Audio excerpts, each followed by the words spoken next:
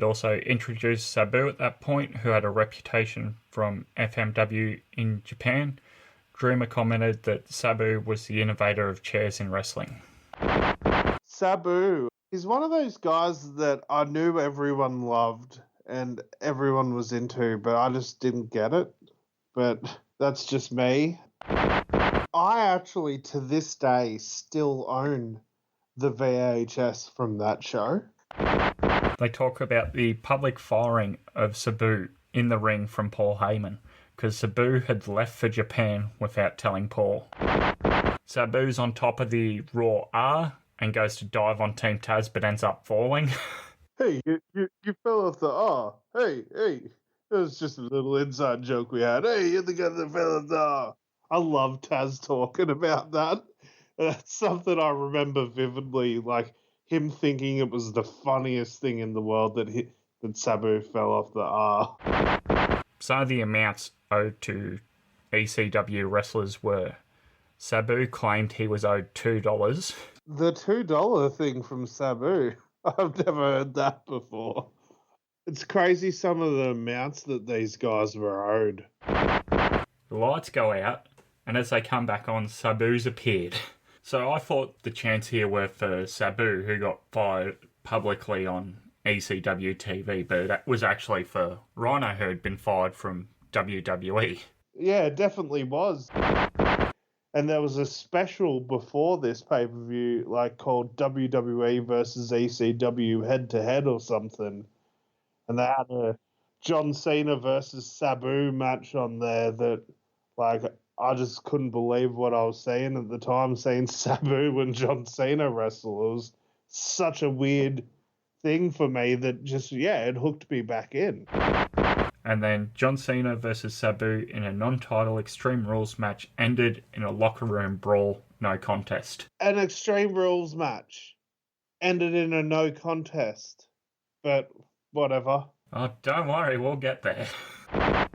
It's SmackDown's Rey Mysterio, the champion, versus ECW's Sabu in an Extreme Rules match. Do you remember at the time how Sabu got his title match? If I'm correct, I believe he just flat out asked Ray, or Ray put out like an open challenge for any ECW guy.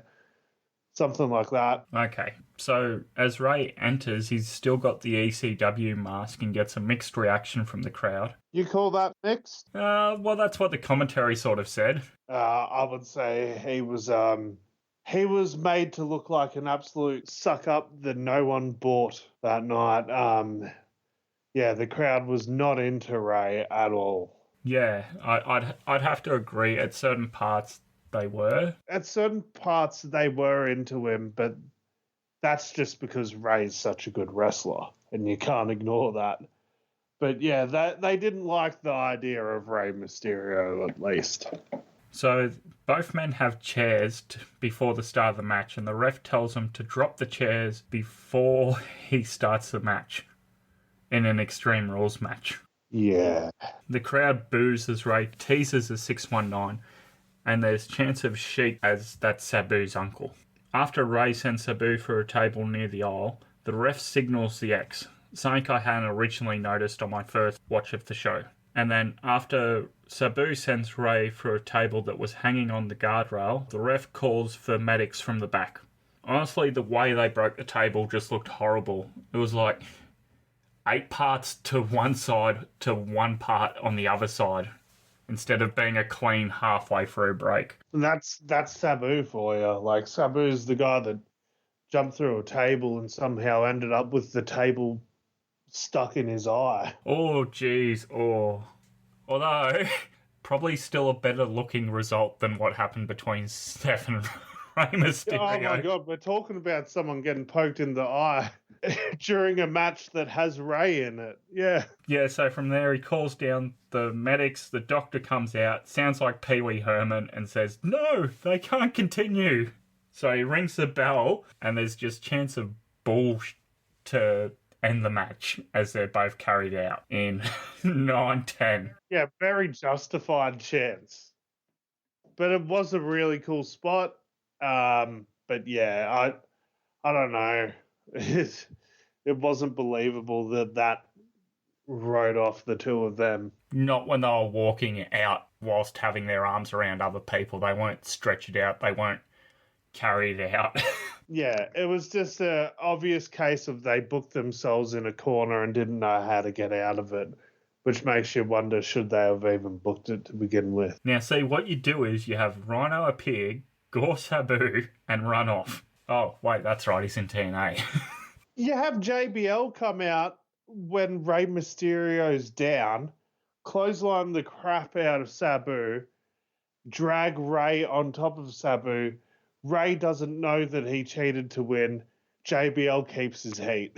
And then you get him chased out of the arena and you somehow ECW doesn't look like a bitch for letting JBL do a rant on their show. That is a much better decision. Why didn't they do that? No, there's plenty of ways they could have gotten around it.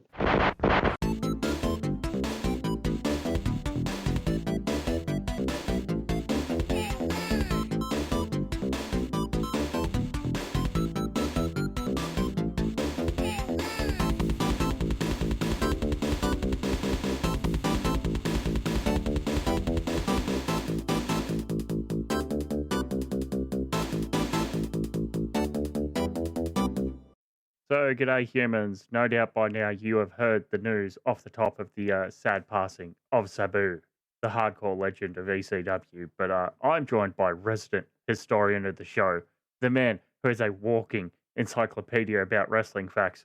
Fruity is Alex. How you doing, mate? Was absolutely rocked by this news, to be honest. It just came out of nowhere, didn't it? Yeah, because 3 weeks ago he had his retirement match at WrestleCon, which admittedly mainly I was joking about saying, oh, what's the over-under that Sabu shows? Because last year he got put in the GCW Indie Hall of Fame and didn't come down from his hotel room for the ceremony in the same building. Yeah. And then the week before he did some wrestling convention at the ECW arena, which is like one of his last public appearances. I think he Wowzers. I think the man was about 60 years old. Yeah. Shocking. So yeah, we might as well start there. What's your sort of earliest memory of watching Sabu? Because I know, like growing up being friends, you had quite the tape trading collection for someone in Australia. Did you have any FMW or ECW? I did have an ECW videotape that I used to watch, and I've just got to pull up the pay-per-view just to make sure I've got the name right. Well, I know the name, I just don't remember if I got the year right, so I just got to double check. So it wasn't that, it must have been that year. Hang on. And yes, so Sabu was actually in the main event of the VHS that I had, and it was Hostile City Showdown 1994. Jeez. So it was still like Eastern Championship Wrestling. Like it was like they were still occasionally referring to it as Eastern Championship Wrestling, but like also referring to it as Extreme. So it was like sort of in that transition phase. Is this before the line, the night the line was crossed? I think I'm not sure. So I'm gonna have to pull it up, but yeah. So this was June '94. Okay, June. I'm just looking now. June So 94, Hostile City Takeover. Hostile City Showdown. Night the line was crossed was February 5th, 94. So yeah, it wasn't long afterwards. So they're still transitioning to Extreme Championship Wrestling, but like at this point in time, the company was still officially known as Eastern Championship Wrestling, but they were transitioning. And for those And unfamiliar, what is the night the line was crossed? that is where Shane Douglas throws down the belt, isn't it? Just From to your Harley races clarify. to your Ric Flairs, that I could all kiss my ass. I'm looking at this card now of this VHS that you would have had. Hell of a It's hell of a actually pretty card. good. The, Yeah. The Funks against Public Enemy. The Tasmaniac against one of the Pitbulls in a dog collar match. Yep. Pitbull Gary. Yes, and then like Tommy Cairo and the Sandman at Singapore Kane on a pole match is basically the start of the Sandman being the Sandman. Like that's where he gets the cane from. Is this match? Holy crap! Yeah, Mikey Whipwreck as television champ. Yeah, so I think this is where he's been the jobber for ages, and then all of a sudden he just wins the title out of nowhere. So good. But the main event of this is what I remember, and then the post-match promo of this is where Sabu's opponent, who was holding a title in another company, threw down the title, and it got him in a lot of shit with the other company he was working for. Was he working for Eric at the time? He was, yes. He threw down the WCW Tag Team title that he was holding with Kevin Sullivan. I am indeed talking about the main event of this show was Sabu and Cactus Jack, which at this time was a dream match. This was their first meeting. This was interpromotional. This was like huge stuff. Wow. That is such a weird crossing of paths. So Cactus is effectively blackballed from WCW after that, is he? Yeah, I'm pretty sure he's out of WCW not long after this. Yeah. I suppose my sort of earliest memories is, TNA. I don't really remember him in ECW because we didn't have it on TV here in Australia, and I didn't have any of the tapes. He was in WCW for a cup of coffee that I completely forgot until this week. I can't wait to talk about that with you because I was going to see if you knew who that guy was under the mask in that WCW match that they showed in Dark Side of the Ring. No.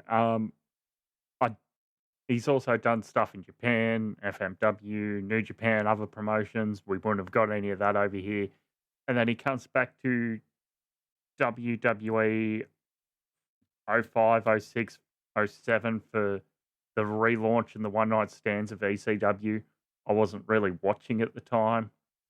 Then he's in TNA around 2010 for EV 2.0, and that's kind of the first real memories I have of him. And the dude was just captivating as soon as you saw him. Yeah, I mean, he's covered in scars. So, like, that immediately just draws your attention.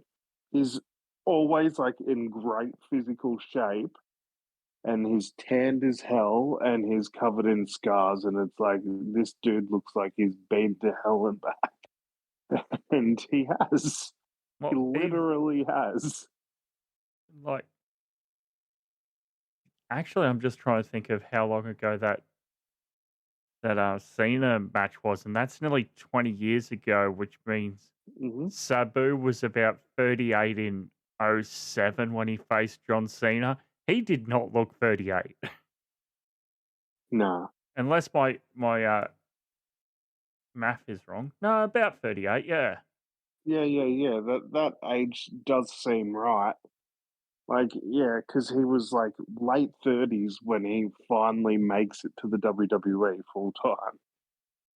And Uh, obviously that didn't last too long, but hey, like a lot of people like held that run in pretty high regard from what yeah. I've seen on Twitter this week. Like, it's like it was sort of a blink and miss it sort of run, but it left a big impression on a lot of people. Like, if you've ever seen the fucking match he had against the Big Show on ECW, where he just Mhm. takes the most insane bumps for Big Show, it's so good. Oh, man. Um, we might as well sort of work our way through chronologically. Um, Of we'll start off with Dark Side here because all this ties in together. Dark Side we watched this week. I didn't really see it too much of compared to Dark Sides of seasons gone by where it's mostly about Sheik's uh Sabu's uncle, the original Sheik, the Sheik, uh very hardcore wrestler before hardcore was a thing in the 60s and 70s, Mm. and then he runs big time wrestling out of Detroit, Michigan. And I was looking it up before we recorded today. That's like one of the few big video libraries that's not in WWE's hands. It's in like some random group's hands. Yeah. Would there be much worthwhile, to your knowledge, from Big Time Wrestling Detroit in their video library? I do think there'd be some hidden gems in there. I'm not exactly familiar with big time wrestling from Detroit, but like I have heard a lot about how hot it was at one point. Yeah, And yeah, what's the other Big Time Wrestling, not to be confused? not sure. Okay. Just trying to remember here. But yeah, they sort of go about over big time wrestling, how Sheik went over to Japan, wrestled that match with Onita in FMW, the tag match, where he gets badly burnt. He gets outside the ring and still wants to do the throwing fire spot. Yeah,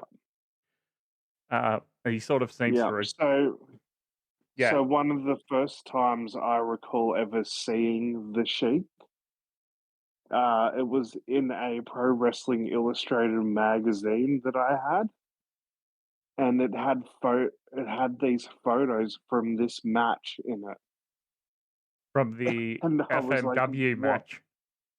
Yeah, the and I specifically remember seeing a photo of like him and Onita, and the ring is on fire, and Onita's like right near the flames, and I was like, "What the fuck is this?"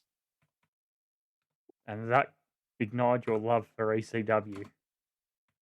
Well, it was just like I was like, because like at that point in time, like what I was used to was like cartoony wrestling, and then I was like, "What the fuck is this shit? Like this is crazy." I, Like, this I'm, felt like something I shouldn't be seeing, I, and that was just the photos.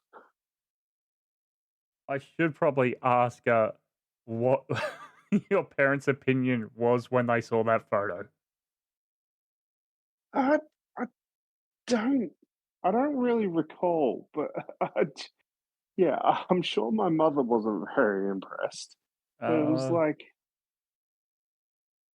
yeah, it was just like, what the fuck is this? And how do I find it? And I only like, yeah, thanks to YouTube and stuff, it took me all those years to finally see it. But yeah, it was unreal. Oh man. So Sheik sort of retires from there, and we've alluded to that he does end up training his nephew Sabu. Sabu mentions here he was at a party with some of his friends, and he got shot in the mouth. I Yeah, I never heard that story before. me neither. That is unreal. Um, then he gets out of the hospital, goes to his mum, I want to be a wrestler. So his uncle comes, picks him up, and says, you're going to camp, which is basically he's going to do chores at the Sheik's house for a year. Yeah. Um, I think I might have found the photo you were talking about, Alex. Can I share my screen? I can. Oh, there we go. Something like this, perhaps, if it'll share. It's loading. Yep, that is almost the photo, and I was like, "What the fuck am I looking at? Like, Yeah. is this wrestling? Like, what the fuck is this?" For those without visuals, whether or not this becomes a clip because of how graphic this is, it is all the ring ropes on fire with the four men in the ring, three of which are on their knees fighting in between all this fire. Fucking insane. Yeah, So yeah. Sheik, it's so unreal. Sheik retires, and he's by this point he's trained up Sabu. He's also trained up RVD, and Sabu gets a call up from WCW, so he goes there and is managed by his uncle. You alluded to earlier a masked wrestler. Who was this under the mask? So did you know this at all? No, I did not. So this was Sabu versus Mr. JL. That is the name of this luchador. Mr. JL, who could that be? Jerry Lynn. Jolene!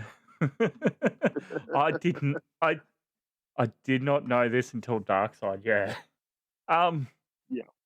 So Sabu goes to dive to the outside, and his uncle, being older, using a walking stick, is sort of out position, and they land on his uncle, and his uncle breaks his leg, but still stays ringside to throw a fireball at the end of the match. Well, I think that's what we've learned, isn't it? He's always going to get that fireball in, whether he's covered in third-degree burns or he's got a broken leg. He's going to get that spot in. Over in Japan during that FMW Onita match, and Sabu is throwing water, and his uncle's going, "Don't, because I've got to throw fire." Yeah. Don't let my hand. I've got to throw fire.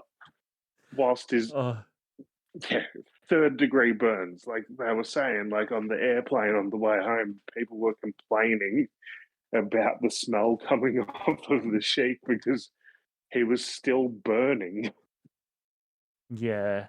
So, any real thoughts there, I guess, about original Sheik? It just sort of seemed like here's a guy who really loved the limelight that wrestling provided and didn't want to stop. Like, oh man, like he sort of like was too ahead of his time. Like if he came along 20 years later, or if he came along in the 80s, he would have been one of the biggest stars in wrestling. He would have, or if he came along in the 90s, he would have been one of the biggest stars in wrestling. If he came along in any other time, he probably would have been one of the biggest stars in wrestling. He was just the right guy at the wrong time, I think. And even that, like, he was drawing huge money. He was making big money. He was a huge attraction even in his time. But, like, if he came along at any other time, he's going to be one of the greatest of all time, honestly, just because of the lengths he was willing to go Yes. to elicit that reaction, that dedication. That's like, he didn't have the fanciest moves, he didn't have the best physique, but he was just willing to go that extra mile, And like whatever it took to get the heat, to get the match over, to get his opponent over, to get himself over. and having watched this now, you can see a lot of those I guess values just instilled in both Sabu and RVD in the way that they wrestled during the 90s and 2000s. And that's what I was gonna say. Like, I think like one of my earliest like obviously I'd seen the Hostile City Showdown stuff, but then like the early days of the internet, like YouTube and stuff, where all of a sudden this whole world of wrestling has just expanded. It's gone from being a world to a whole fucking universe, because I can YouTube search for things now and watch everything at the click of a finger. And all of a sudden, like, that's like 2007 or whenever, when I discovered what Botchamania was. Like, early on. Like, I'm talking about, like, I was watching that shit when Botchamania was in the single digits. And I remember, like, Sabu was, like, regularly on there. Because, you know, how many times have we seen Sabu, like, slip on a chair as he's trying to jump onto it, or slip on the ropes? But, like, it never ruined him, did it? Because it always just came across as he's just doing everything he can possibly do to entertain us, to get it over, just like the Sheik, just like RVD. Like, whatever it took. And sometimes it was a bit too much for him. Sometimes, yeah, he would slip. But, like, you know, you think of, like, other wrestlers that are just so, like, well known because of their botches. But, like, Sabu, like, has probably botched more on live TV or pay-per-view than any other wrestler. But he's not known for it. That stigma just bounces off of him because, like, I think Jeff Hardy's sometimes in the same boat too. Darby? Which, Darby, like, these guys, like, they do a lot of shit and they do fuck it up a lot. But, like, we let it slide because we know, like, the lengths they're going through for us. Yeah. Sorry, and, like, yeah, go on. Yeah. And, like, Sabu is just one of those guys. Like, yeah, that early days of the internet, like, he was always up there on Botchamania, but, like, yeah, he didn't become synonymous with it. Like, he's not the Shockmaster. When, in theory, the Shockmaster slipped once. Sabu slipped a million times on pay-per-view. Yes, as we were sort of alluding to, skirting around the fact during WrestleMania weekend, Shockmaster, Hall of Famer. Fuck yeah. We are a bit all over the place because anyone who's gone back and listened to the archives, and by God, are they a hard listen to, episode 16, when we did the double shot of one night stands. Oh, wow. Yeah. That's a bit of a throwback for you. But there's an old one when we were talking that. We also talked the rise and fall of ECW and a bit of other ECW stuff, but yeah, and the topic came up around in the archive. I don't know where it is, but we were talking who else should go in the Hall of Fame at Philadelphia, and ECW nostalgia, and yeah. Yeah, it turned out that Sami Zayn's been pushing for it for a number of years. I'm sure other Well, ECW people would have been because, hey, he's a guy who's still here who can have his flowers while he's here. I knew you were going to bring this up. So here's where I say, like, yeah, that's all well and good. That in 2022, Sami Zayn was pushing for Sabu to get in the Hall of Fame.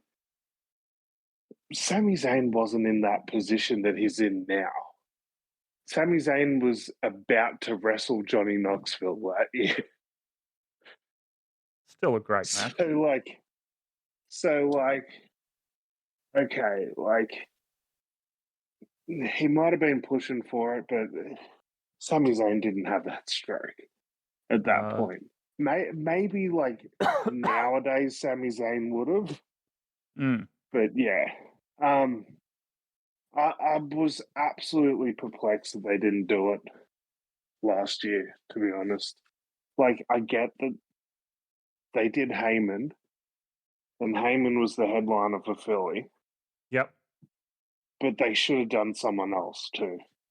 They should have done an in-ring guy. Like, yeah, they honestly, they should have saved RVD for Philly. But yeah, they'd already done it. So yeah, Sabu would have been the guy. So what? It's Heyman, RVD, the Dudleys. Is that it? Dudleys. Terry Funk, Foley, if you want to count Cactus. Yeah, I mean, you can count. Like, if you're going to talk about people that had runs in ECW, you can say Ray. You could say Steve Austin. But, like, in terms of synonymous with the ECW, you got to say Terry Funk, the Dudleys, RVD, Heyman. Yeah. Yeah. And yeah, like, Sabu and Taz have to be in this at some point. Taz is probably a long way away from happening. Because Sabu commitments. Yeah. Fuck, man. Like if this was a different world where Taz wasn't signed with AEW, those the new wing of the Hall of Fame, what are they called? The iconic moments or whatever? Immortal Sabu moment. and Taz. Immortal moment. Sabu and Taz. Sabu and Whether it's RVD. I mean, if they're to do like moments, right? They're not saying it's the matches. That moment that Sabu returns to ECW after being away for a year or two, after being publicly fired on pay-per-view. Yes, and then Taz had been like talking shit about him that entire time, and Taz had become this whole new thing, and he's got Team Taz, and he's this killer, and he just wants Sabu to come back because you bailed on me. We were supposed to defend the tag titles, but you fucked off, and yeah, oh man. And then the lights go off, and they come back on, and Taz is doing his signature arms crossed, and Sabu's standing in the middle of the ring with his finger in there. You want to talk about immortal moments? You can't come up with a better immortal moment. Like, that moment itself sends ECW like straight into the top 3. Is this Heatwave 94? I think so, yeah. Yeah, like that changes the trajectory of ECW. Like, so like the crazy timing about all of this is just after my kid was born, it was like took a bit of time off, and it was like, okay, I could watch some wrestling while my kid's here, and screen time's not going to damage him at this age because he barely knows he exists for the first few months. So it's fine. I'll just watch them wrestling around him. I'm going to do something I've never done before, and I'm going to binge watch all of the ECW TV shows.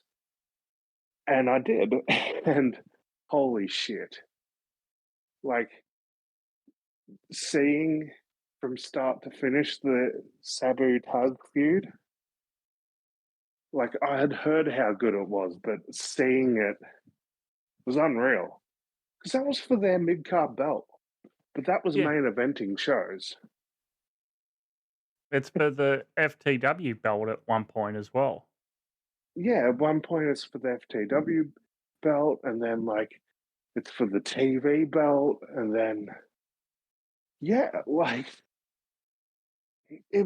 and then like finally they did it for the world title just before Taz left, just before, not too long before, but so it was like a majority of this huge feud that was main eventing pay-per-views wasn't for their top belt. But also their top belt was fucking unreal at that time because that's where Shane Douglas is just going through everyone. And he's having his like reign of terror, so to speak. And he's going through all these baby faces. And this whole like 94, 95, 96 ECW, unfucking real. And big part of that is Sabu. Oh man. Have you? I mean, fuck, we were talking about Sabu last week on the show. On the Effie's Big Gay Brunch review that I did with Ashley, there's a spot there. I think it might be during the Effie Dark Sheik match where one of them does a dive, and I refer to it as a Sabu dive. Yeah.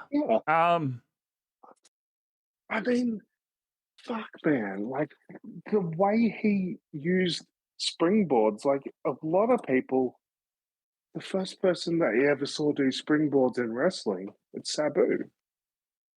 To do shit like that, like, I've never seen someone, like, use the ropes like that before Sabu. It was fucking unreal. Do you remember the rumors about Sabu returning to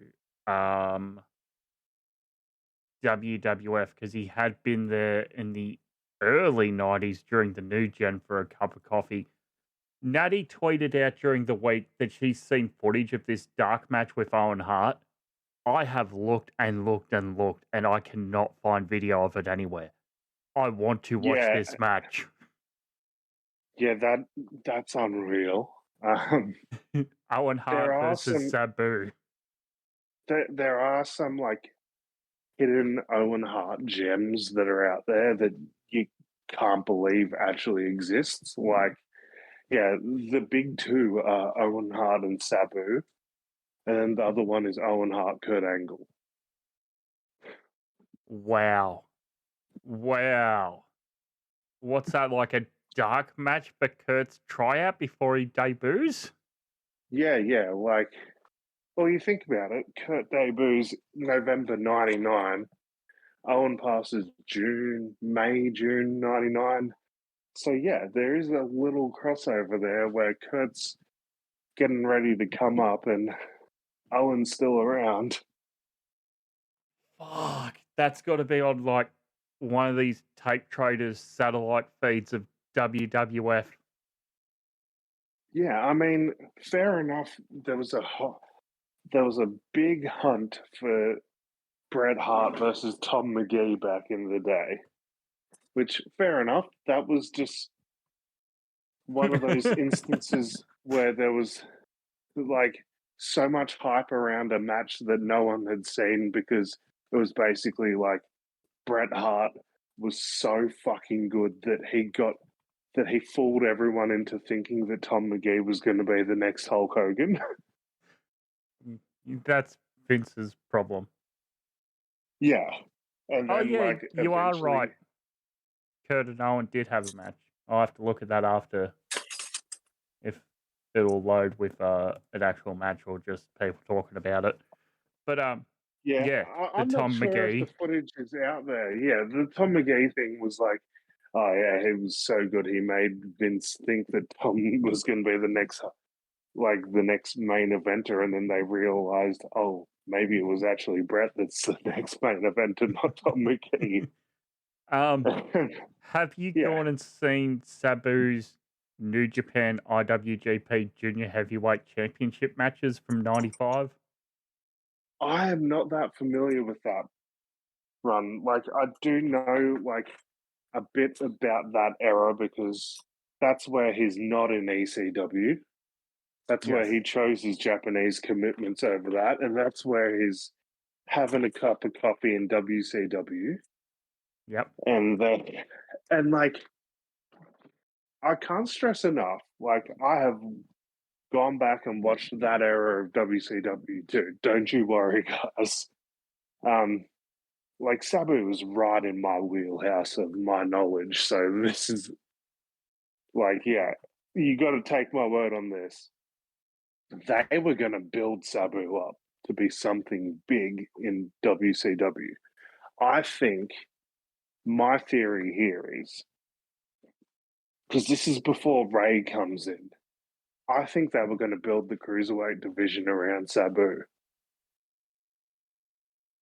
Yeah, do you think his uncle getting injured there sort of played a role in him leaving, or was he sort of already on his way out by then? He just didn't like it there.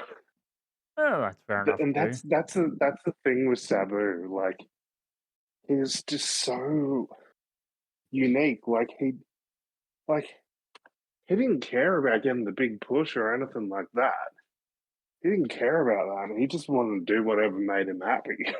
He also wanted to earn some money, but yeah. There's enough Sabu shoot interviews out there these days where you get to know a little bit more about the dude behind the gimmick. But there was a time there where you wouldn't even know what he sounded like. He never fucking talked. And how did someone have so much charisma without saying a fucking word for most of their career? Much like his uncle, I suppose. Yeah, exactly. Do you know if this is true or not? The original Sultan gimmick was going to be given to Sabu, but WWF wanted Iron Sheik to manage him instead of original Sheik. Yeah. Yeah, Bruce Pritchard's even confirmed this.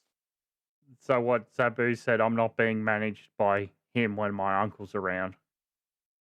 Yeah, it was a bit of that. It was also a bit of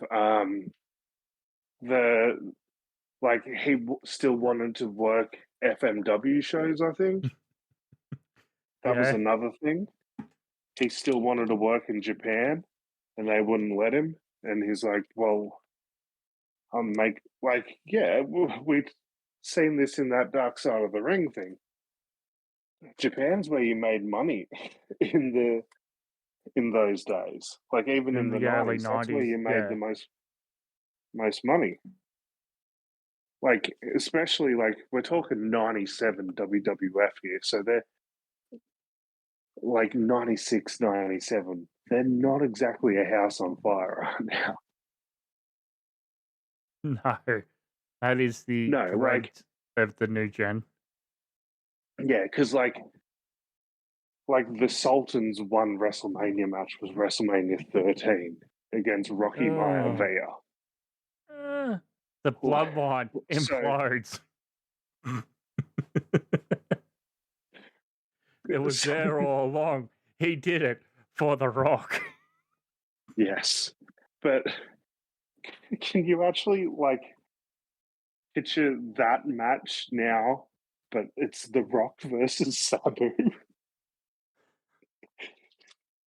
Like, what That the is fuck? such an odd thing. And it's like, it's such a weird butterfly effect of things. Like, if Sabu had done this, would Taz have stayed in ECW and not needed that match of WWF guy versus WCW guy for the ECW title? And that's this whole other knock-on effect. Here's the other thing, like, if Sabu takes that offer in 96, 97, the RVD Sabu thing doesn't happen. RVD Sabu as a tag team doesn't happen.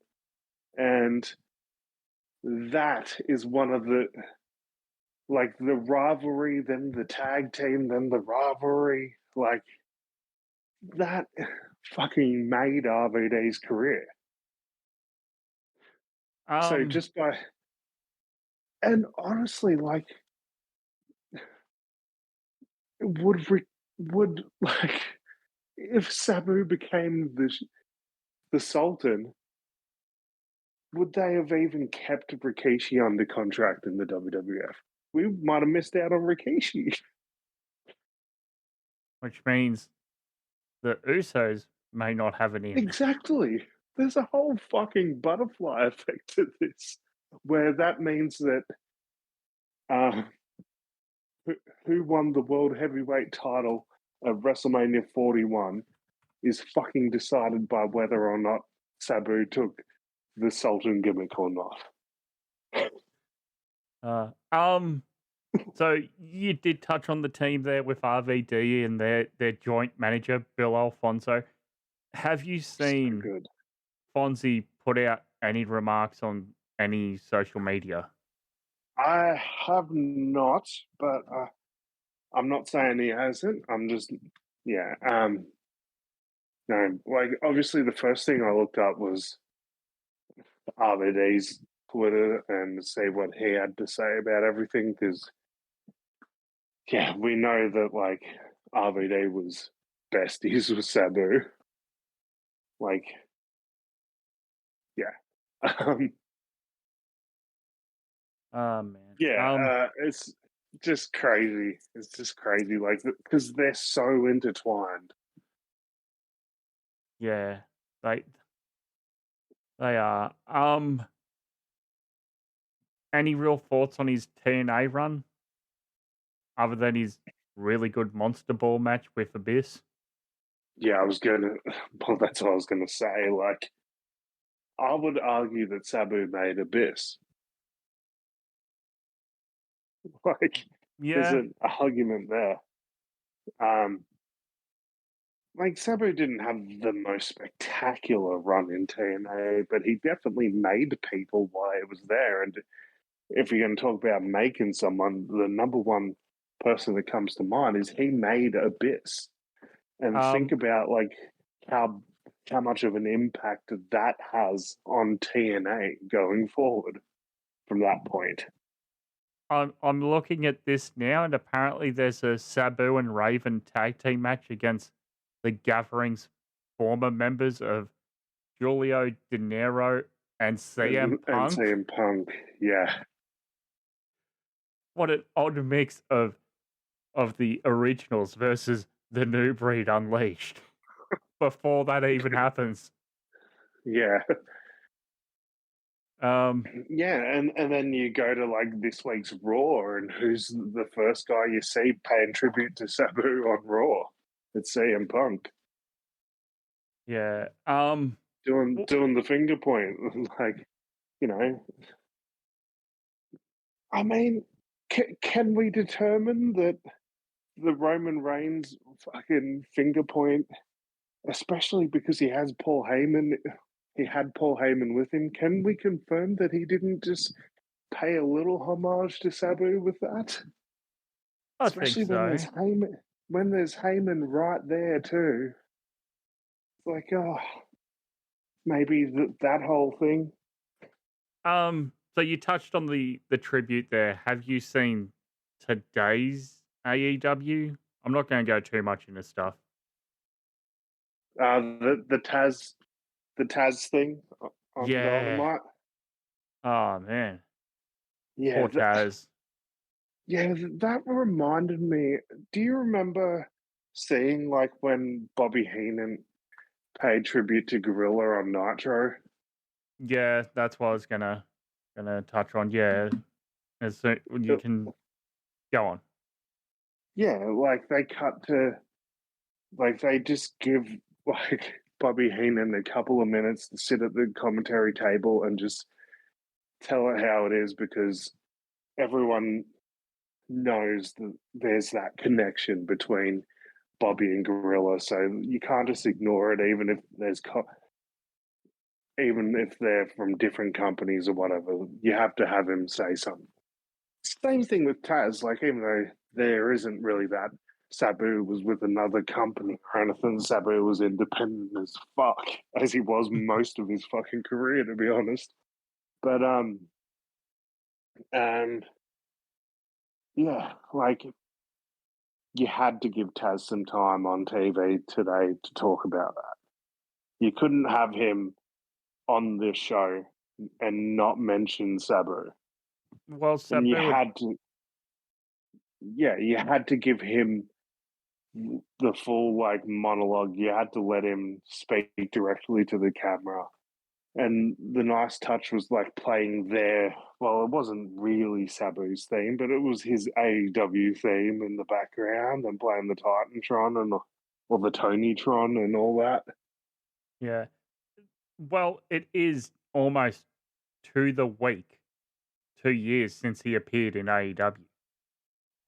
Which was so fucking weird, by the way. So having watched Raw's tribute with their commentary team and AEW's, I think AEW knocked it out of the park. They're using the Sabu music. They're having Taz give a heartfelt message, and AEW just use random piano music and still images. And it's like, you own the ECW library and the WCW library, and you own his music. Why are we getting random piano track number 5? Yeah, like to do a big like sappy thing for Sabu like that just doesn't feel like a Sabu tribute. It just feels like, all right, let's do like generic wrestler died tribute number 3 for him. Yeah, Like sadly. like they've got a fucking template for this shit. Like, all right, let's just chuck some photos of Sabu in there. But like Impact. the Go on. AEW tribute just really feels like that is as Sabu as it gets. That is a perfect tribute for Sabu. You got his number one rival from his career talking directly to the camera about how much of a fucking badass Sabu was and how much of a brother he was. And you got his music playing. Perfect. Yeah. Impact is tomorrow. They've already released like a 2.5 hour compilation of the best of Sabu on their YouTube for free. So you don't even need don't yeah, words. Need to sign up to Impact Plus for it. Go check it out. I suppose any closing thoughts here on Sabu, the man himself, and then we'll quickly touch on Backlash before you go. I mean, independent wrestler doesn't exist without Sabu. Like, he was the first real, like, independent wrestling, like, attraction. Like, he was, like, the first real, like, online, like, internet sensation, like, the indie darling of wrestling. Like, this guy that you'd heard about, it's like, oh, have you heard about Sabu? Have you? Yeah, so, like, he created this whole genre of wrestler. Like, yeah, the springboards, the spots. Like, he is one of those guys where, like, whether you watched him or not, you have been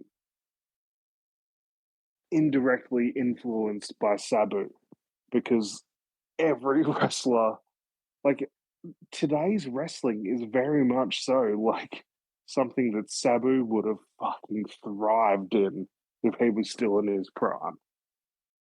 So, like, today's wrestling is so heavily influenced by a guy like Sabu.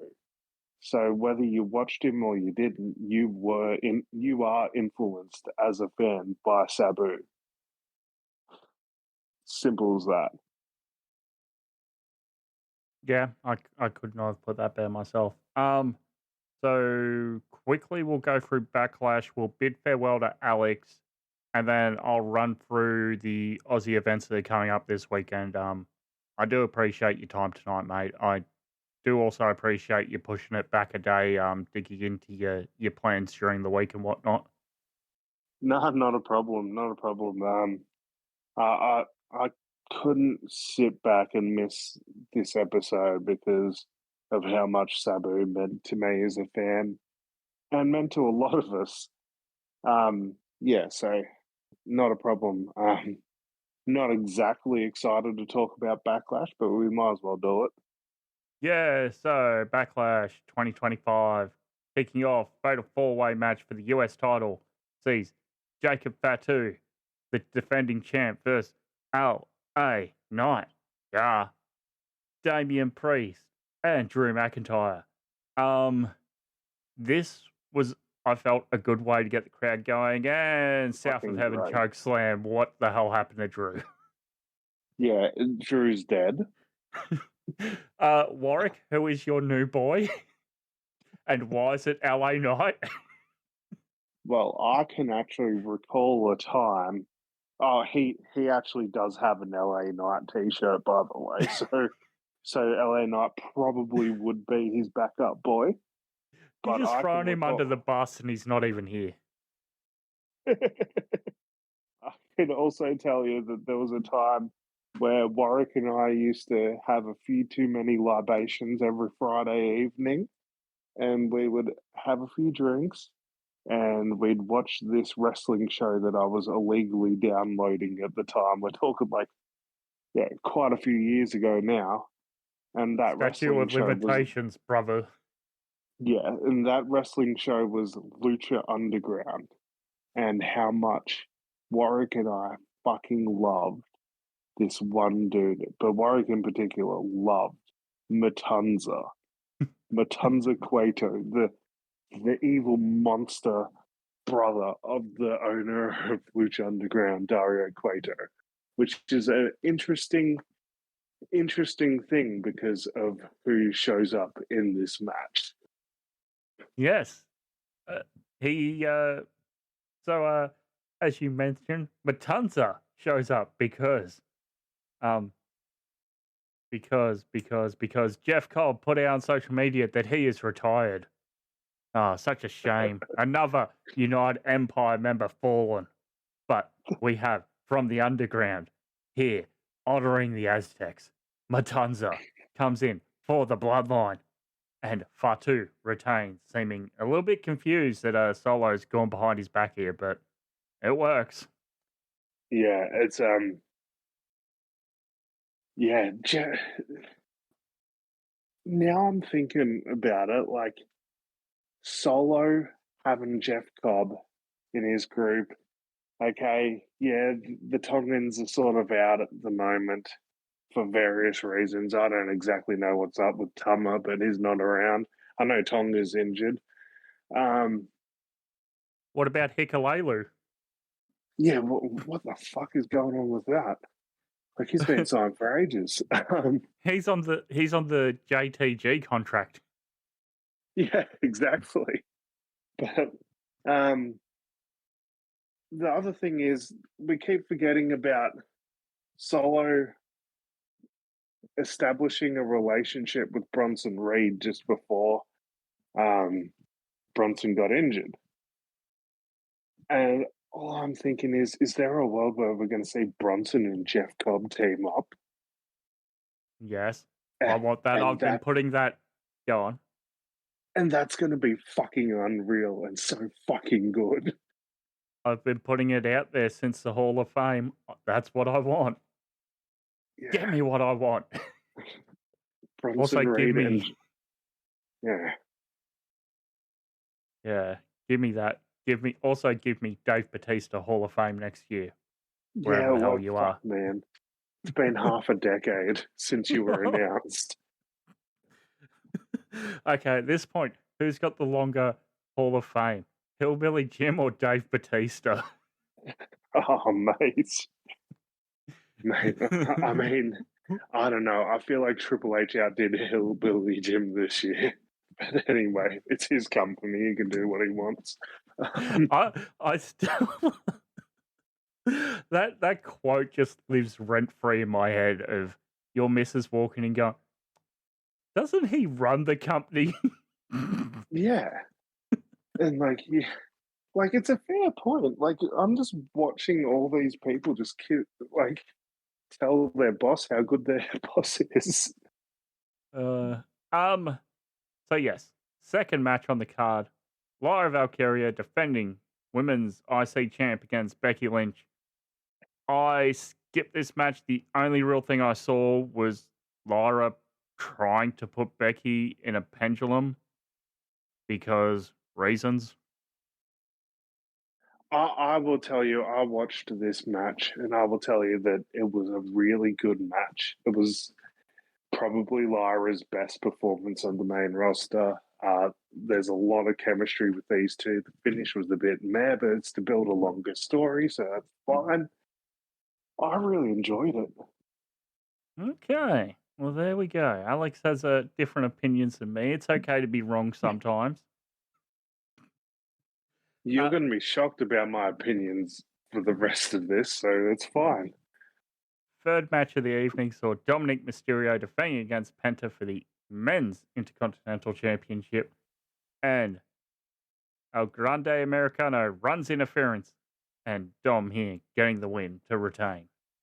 This was everything it needed to be. I think this was booked perfectly. My only, I guess, criticism is El Grande's setting up like 3 or 4 big luchador matches for this.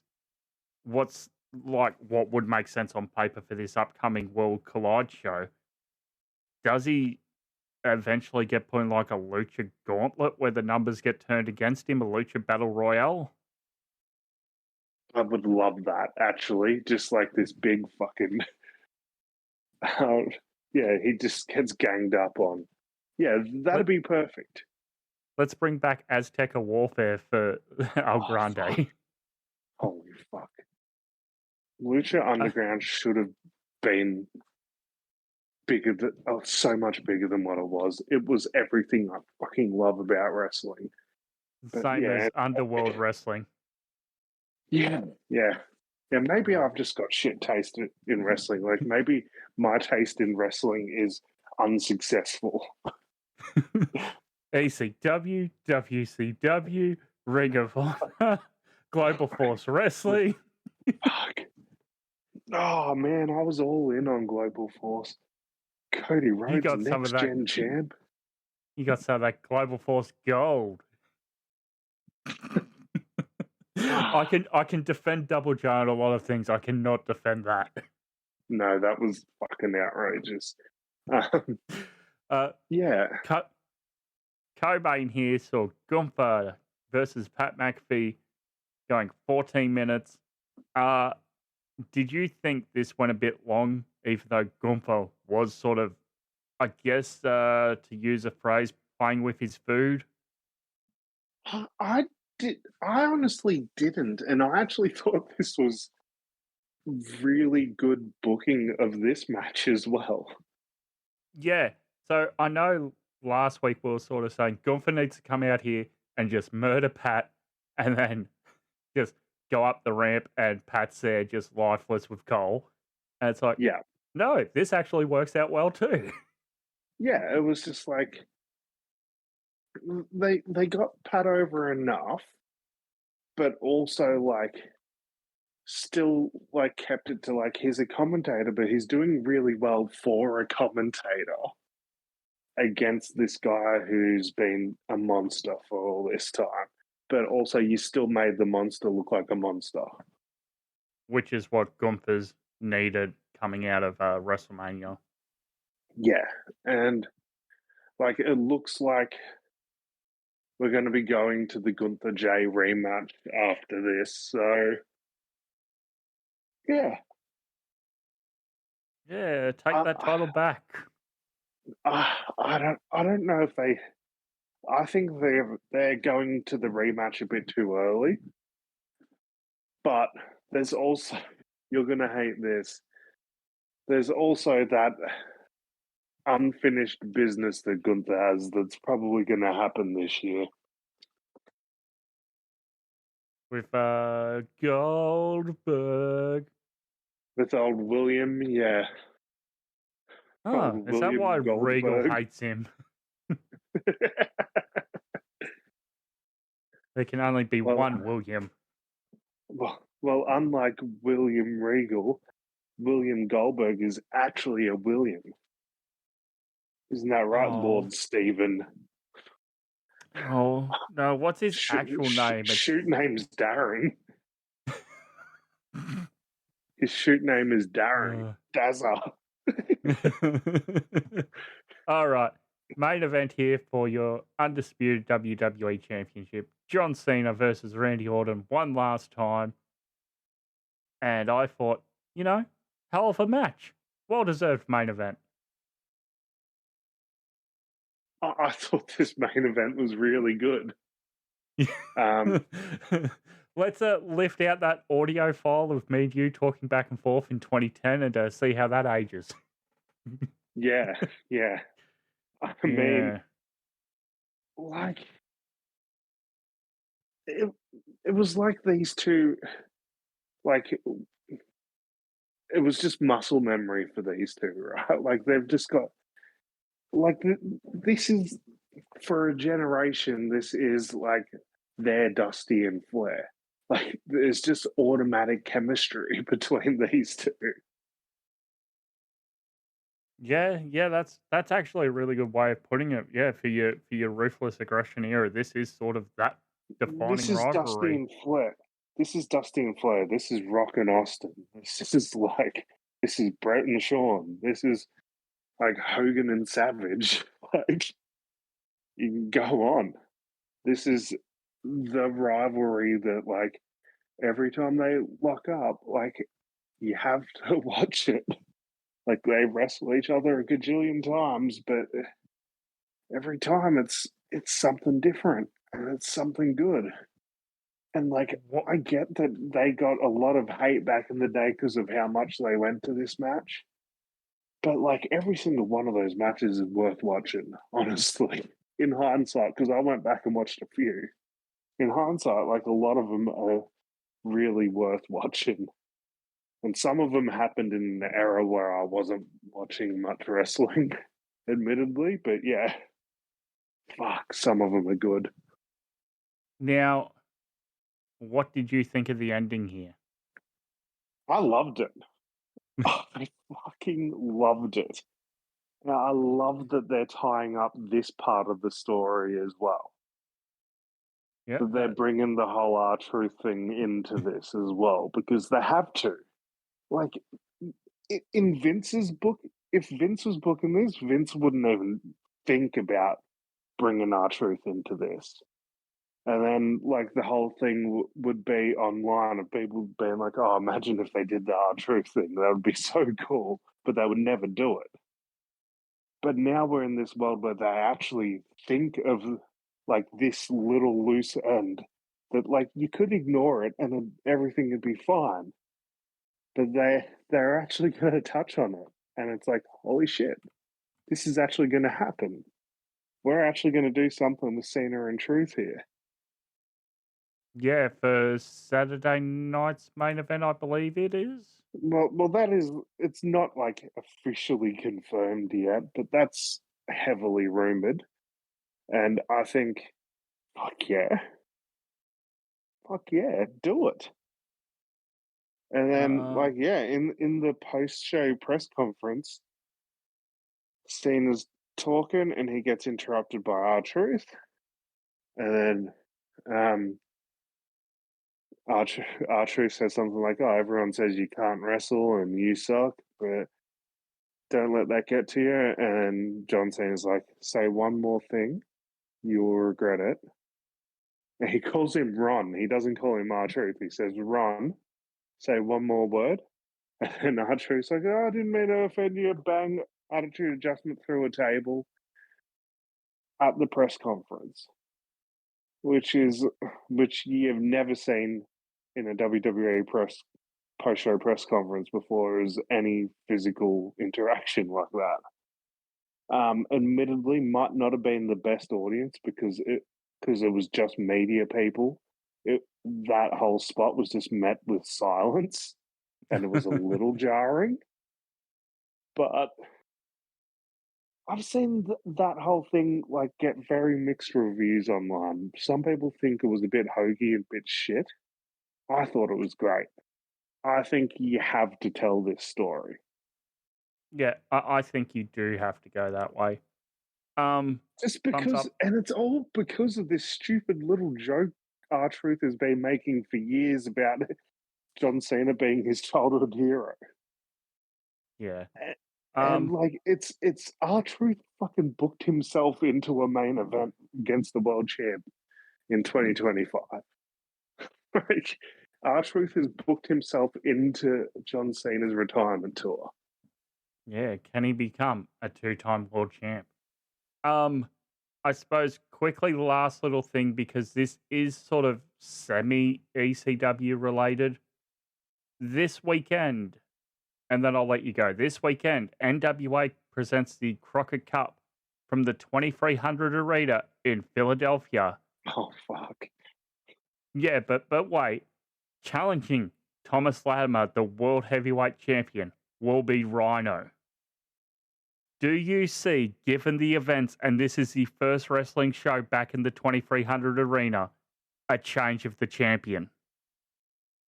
No, but Rhino's getting booked, or all of a sudden it's like, oh, Rhino's in AEW now. He's in the NWA. It's like, what? Okay, Rhino's having yet another fucking career resurgence. Like, he does it sporadically every few years, where it's just like, oh, all of a sudden Rhino's everywhere again. How the fuck does he do this? But yeah, I mean, they're going to do something as a tribute to Sabu. I'm not sure if this is the route, but yeah. Yeah. I thought I'd just ask quickly because that's sort of the main show. And then WWE's Natalya will challenge for the Women's World Championship, where Gail Kim will be special guest referee against defending champion Kenzie Page. Interesting. Is very interesting. I mean, I want to see her stay in NWA, to be honest. Yeah.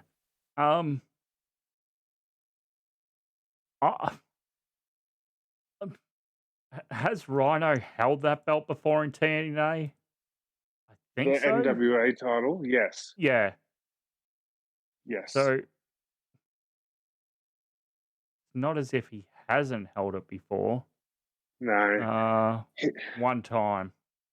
Now, if you were to tell me RVD was booked on this show, it was like, okay, yeah, that RVD's winning on this card, but he's not. So, I mean, there is a bit of a connection with Rhino and Sabu because they're both ECW guys.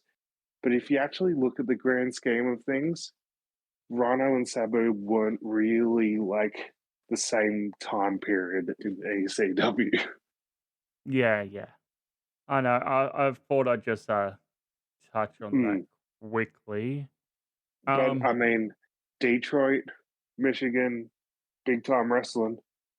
Rhino, Detroit boy. Also true. Yeah. So next week, I suppose, more of a normal show before next weekend's international pay-per-view offerings of TNA Under Siege, Marigold Shine Forever. WWE has a Saturday night's main event, and an NXT Battleground, and AEW will have Double or Nothing. Well, next week, get ready. I will be back and I will be explaining to you why Logan Paul would be the best champion WWE could have right now. Is it And why because they- he's humble? Oh, that song's so fucking good, by the way. It's No, so it's fucking not. good. It's so fucking good because it's just like he's being so self-aware of what everyone's opinion of him is that he's just fucking mocking it. It's great. All right. Well, I have kept you longer than you originally intended. Thank you so much, Alex. Enjoy your weekend. We'll chat to you next week. See ya.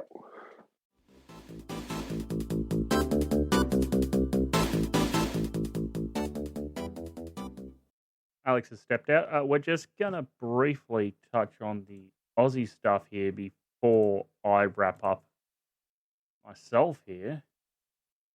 But a number of Aussie offerings this weekend. Well, Aussie and Kiwi offerings, I should say. 17 events in total. That's a lot of event. A lot of event? Yes. We can English now. Oh my goodness. Okay, New South Wales, you will see Lucha Fantastica, the anniversary Sydney, Sunday on the 18th. Integrity Sports Entertainment presents Headstrong on Saturday the 17th. Pro Wrestling Australia presents Drifters Wharf on Sunday the 18th. Suplex Pro Wrestling presents Season 3, Episode 4, The Rumble on Saturday the 17th. Wrestle Strong Dojo presents the Holy Grails Cup on Sunday the 18th. Northern Territory, you have Top End Wrestling, Harry's Birthday Bash on Saturday the 17th. Queensland will see International Wrestling Australia of New South Wales come up for the Gympie Show, Friday the 16th, Saturday the 17th, and Sunday the 18th. Pro Wrestling League will have Doomsday on Saturday the 17th. Pro Wrestling Power will have Wrestle Slam on Saturday the 17th. Venom Pro Wrestling Aftermath number 9, Saturday the 17th. We look over to South Australia for Allied Championship Wrestling presenting Behind Enemy Lines on Saturday the 17th.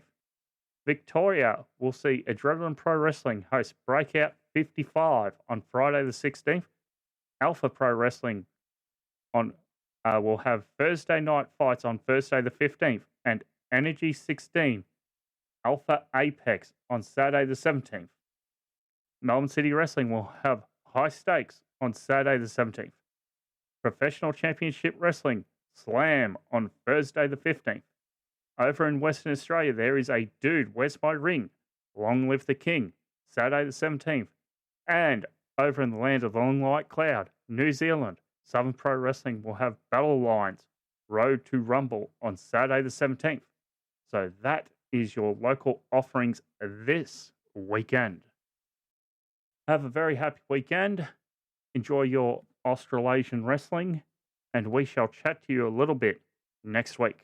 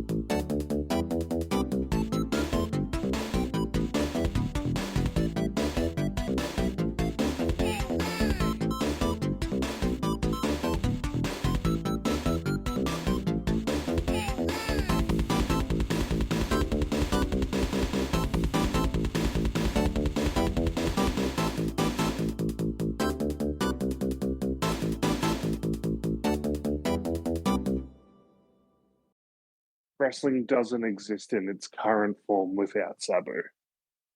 Like, you're not going to be watching the Young Bucks do their thing if it wasn't for Sabu. Like, he opened the doors for the smaller guys that can do the crazy shit. Like, fucking, you said it earlier, like, Darby Allin doesn't happen if it's not for Sabu. Jeff Hardy doesn't happen if it's not for Sabu. Like, yeah. He's probably the best wrestler of all time that never got given the spotlight to be the best wrestler of all time. Fingers to the sky. Like,